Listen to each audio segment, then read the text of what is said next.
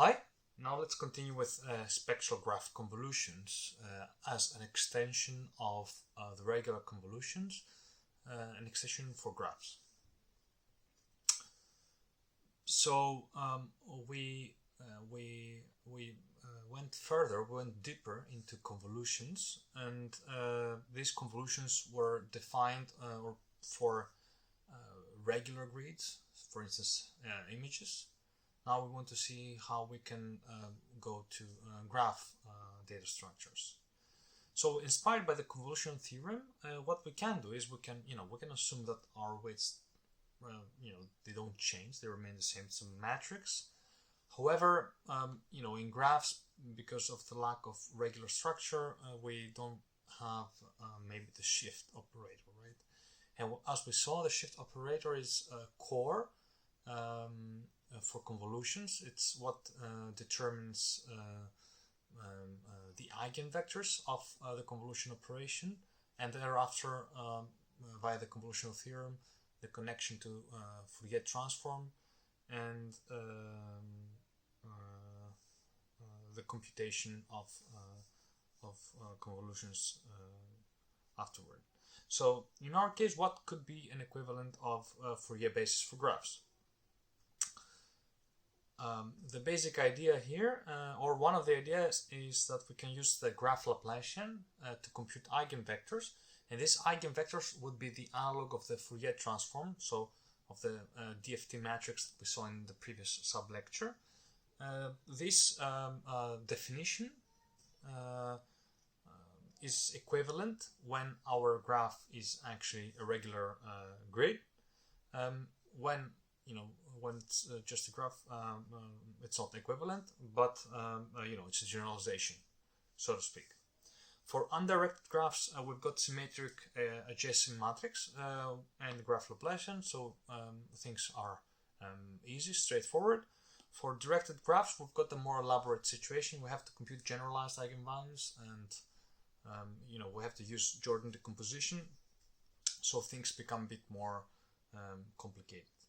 But for the simple case, things are quite simple. So the only thing is that we're replacing our eigenvectors that we would normally reuse from our circular matrices or shift operators. We have to replace them with the eigenvectors computed from the graph Laplacian. Otherwise, everything else remains the same. So how do spectral graph convolutions look like? Again, similar to regular convolutions. We're going to use the convolutional theorem. So we first compute the graph Fourier transform, like before. The only difference is that now we're using the eigenvectors of the graph Laplacian. Then we apply the filter in the Fourier space. So basically, we do the dot product with the eigenvalues of our weight filter here, and then we compute the inverse graph Fourier transform. Again, very similar like before. So what are some drawbacks of this approach of defining convolutions on graphs? Well, for one, we've got a rather high computational complexity in the order of O(n) squared, big O (n) squared. We've got high parameter complexity of big O(n). The filters are isotropic, as we'll see, and also the convolution theorem. The beauty of the convolution theorem was that for circle matrices, for the shift operator, and for regular grids, basically the eigenvectors were all the same, so we could diagonalize our convolutions with the same eigenvectors. But now we've got different bases. We've got different eigenvectors depending on the graph Laplacian. So what does this mean? What is the problem with that? Well, the thing is that then, because we've got a basis dependence, our operations, our results will be different depending on the filter that we're having. So if this is our original signal here, this is like our input, let's say, this is like the activation we have on a 3D mesh surface, and then we apply convolution operation and graph convolution operation, then we're going to have one set of eigenvectors phi, And if we apply another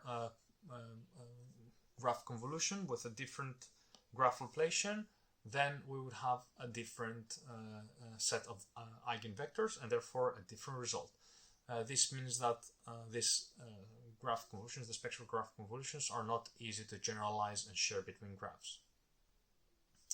Also, we've got isotropic filters, which means that in a graph we've got no sense of directionality, of what is up or down or left or right, so we cannot really assign weights on edges. The weights must be shared, and we don't even have same size neighborhoods per node.